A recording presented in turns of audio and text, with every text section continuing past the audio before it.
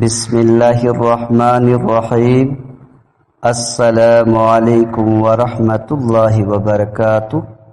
پیارے مسلمان بہن بھائیوں، کیسے ہیں آپ سب؟ آئیں پیارے آقا جناب محمد مصطفیٰ احمد مجتبیٰ صلی اللہ علیہ وسلم کی چند احادیث مبارکہ سماعت فرمائیں۔ جزاک اللہ۔ حضرت ابو ہریرہ رضی اللہ عنہ بیان کرتے ہیں، رسول اللہ صلی اللہ علیہ وسلم نے فرمایا، میری امت کی عمریں 60 اور 70 سال کے درمیان ہیں، اور اس 60-70 سال سے تجاوز کرنے والے ان میں سے کم ہیں۔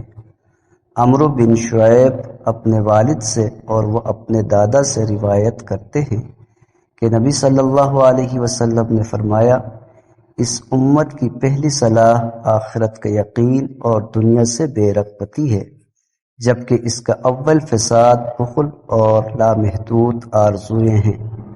زید بن حسین بیان کرتے ہیں، میں نے امام مالک سے سنا، ان سے دریافت کیا گیا، دنیا سے بے رغبتی سے کیا مراد ہے؟ انہوں نے فرمایا، حلال کمائی اور امیدوں کا کم ہونا۔ حضرت سعد رضی اللہ عنہ بیان کرتے ہیں، رسول اللہ صلی اللہ علیہ وسلم نے فرمایا، بے شک اللہ ایسے مالدار کو پسند فرماتا ہے جو پرہیزگار گمنام ہو۔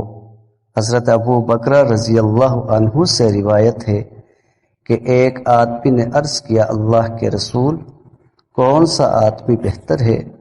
آپ نے فرمایا، جس کی عمر دراز ہو اور اس کا عمل اچھا یعنی قرآن و سنت کے مطابق ہو۔ اس شخص نے عرض کیا، سب سے برا شخص کون ہے؟ آپ نے فرمایا، جس کی عمر دراز ہو اور اس کا عمل برا ہو۔